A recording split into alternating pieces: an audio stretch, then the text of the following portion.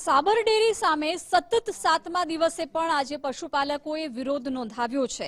સાબરડેરી સામે પશુપાલકોનો વિરોધ આજે સતત 7મા દિવસે પણ જોવા મળ્યો છે, જેમાં પશુપાલકો હવે સંગઠન તરફ વળ્યા છે। અરવલ્લી જિલ્લામાં આજે પશુપાલકોએ વિરોધ નોંધાવ્યો હતો અને પશુપાલકો સંગઠન તરફ વળ્યા છે। મોડાસાના સજાપુર ટીંટીસરમાં પશુપાલકોએ મોટી બેઠક પણ યોજી હતી।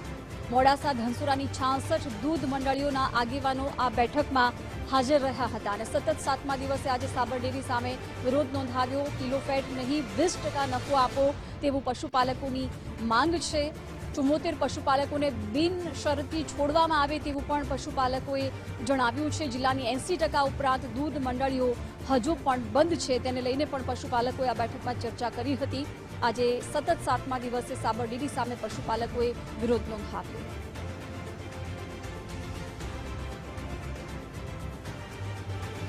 આજની મીટિંગમાં અમારો આશય કે અમારી વાતચીતો અને અમે જે એકબીજાના વિચારો રજૂ કર્યા એમાં અમે એક નક્કી કર્યું છે કે અત્યાર સુધી ટોળાશાહી જેવું ચાલતું હતું, પણ ટોળાશાહી છોડીને હવે અમે એક વ્યવસ્થિત સંગઠન કરીને સંગઠનની તરફ આગળ વધીએ છીએ। એટલે એક અમે અમારા પશુપાલકોમાં જે ખાલી અમે પશુપાલક તરીકે મજૂરી કરતા હતા હવે અમારે કરવી નથી। અમે પણ વ્યવસ્થિત સંગઠિત થઈ અને અમારો અવાજ કોઈક સાંભળે એ રીતનું કાર્ય કરવા માગીએ છીએ અને અમારો આગળનો પગલો પણ એ જ હશે। અને અમારું જે હાલનું આંદોલન ચાલુ છે એ અમારી જે 4 માંગણીઓ છે એ માંગણીઓ સાથેનું ચાલુ છે અને ચાલુ રહેવાનું છે। મોડાસા ઝોનની 60 મંડળીઓના ચેરમેન, સેક્રેટરી, સભાસદો બધાને આમંત્રિત કર્યા છે અને સંગઠનની મિટિંગ યોજી છે।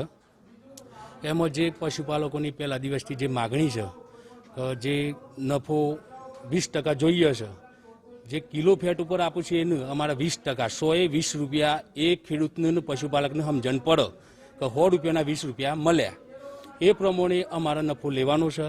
અમારા જે 74 પશુપાલકોને જે પૂરી ગાળવામાં આવ્યા છે એનો કેસ સદંતર રદ કરીને એમના જમીન મહિના મુદતો ભરવી ના પડે એ રીતે એમનું છૂટા કરવામાં આવે। જે પશુપાલકોએ જે 14 તારીખે આંદોલન કર્યું એમાં જે પશુપાલકો અમારા જે 74 પશુપાલકોની ધરપકડ કરી અને એમને જેલ ભેગા કર્યા છે એ પશુપાલકોને જ્યાં સુધી નહીં છોડે ત્યાં સુધી આ આંદોલન અમારું ચાલુ રહેશે। બીજું કે ભાવફેરમાં એવું છે કે 995 રૂપિયા નહીં પણ 120 રૂપિયા એટલે 20% મુજબ ભાવફેર નહીં ચૂકવાય ત્યાં સુધી આ આંદોલન અમારું પશુપાલકોનું ચાલુ રહેશે।